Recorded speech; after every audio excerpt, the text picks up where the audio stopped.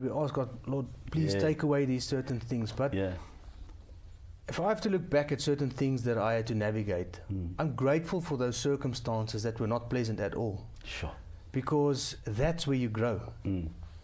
You can put up your, and I was just thinking about it as you speak now, you can either put up your guardrails or you can put up your God rails. One-liners, we must have a t-shirt like that. We must have a t-shirt like that for the Owens, you know, for the boys. And the thing is, if you put up your guardrails, that's for you to keep the storms out. But if you put up your guardrails, you can walk in the storm.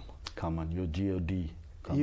You can walk in the storm with God, and knowing that this is not nice. It's not nice getting divorced. It's not nice having failed relationships. It's not nice navigating difficulties in business, things not working out.